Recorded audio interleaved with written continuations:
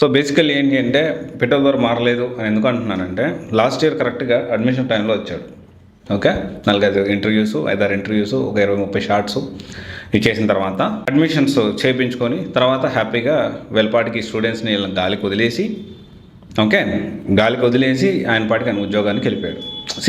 నేను ఇప్పుడు ఏం మాట్లాడుతున్నానంటే ఎందుకని ఈ విధంగా చేస్తూ ఉన్నావు. లాస్ట్ ఇయర్ అంటే ప్రతిసారి ఇది నీకు చాలా పొరపాటుగా మారింది.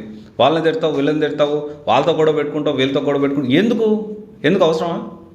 If you really want to do business చేసుకో, స్టూడెంట్స్ మోసం చేసుకో. ఎవరు వద్దన్నారు? అది నిన్ను నమ్మి వచ్చిన వాళ్ళు బాధపడాలి. నీలాంటి ఇన్స్టిట్యూట్లో జాయిన్ అయ్యేందుకు, నిన్ను నమ్మి ఆ ఇన్స్టిట్యూట్లో జాయిన్ అయినందుకు. నువ్వు అసలు అందుబాటులోనే ఉండవు. ఎక్స్పీరియన్స్ ఫ్యాకల్టీ అంటావు. ఏమున్నా నీ దగ్గర ఎక్స్పీరియన్స్ ఫ్యాకల్టీ? అసలు కొన్ని క్వశ్చన్స్కి ఇప్పటికీ నువ్వు ఆన్సర్ చేయలేదు. పిట్టల గారు మీరు ఇప్పటికీ మళ్ళీ ఇంటర్వ్యూస్ మొదలుపెట్టారు, కానీ కొన్ని ప్రశ్నలకి ఇప్పటికే సమాధానం ఇవ్వట్లేదు మీరు. ఫస్ట్ పాయింట్, యూపీఎస్సీ ఎప్పుడు మీరు క్లియర్ చేశారు చెప్పండి. కనీసం ప్రిలిమ్స్ క్లియర్ చేశారా?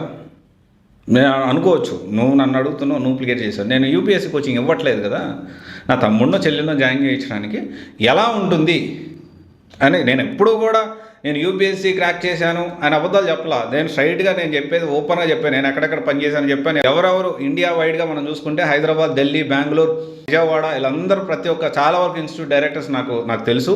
చాలా మంచి పరిచయాలు ఉన్నాయి. చాలామంది యూపీఎస్సీ ఇంటర్వ్యూ క్యాండిడేట్స్తో అండ్ యూపీఎస్సీ ర్యాంకర్స్ కూడా మన టచ్లో ఉంటారు. అండ్ ఇన్ఫ్యాక్ట్ చెప్పాలంటే కొంతమంది ర్యాంకర్స్ మన గురించి చాలా పాజిటివ్గా కూడా మాట్లాడారు. వేరియాస్ నీ గురించి ఇప్పటివరకు ఒకరు కూడా మాట్లాడలేదు. ఈవెన్ దో అండ్ జస్ట్ ఒక కెరియర్ కౌన్సిలర్ని. So overall various multiple options గురించి నేను ఎక్స్ప్లెయిన్ చేస్తూ ఉంటాను. అయితే ఇక్కడ నేనేం చెప్పదలుచుకున్నానంటే పిట్టల ద్వారా అసలు నువ్వు యూపీఎస్సీ ఎప్పుడు క్రాక్ చేసావు చెప్పాలి, సమాధానం ఇప్పటికైనా చెప్పాలి.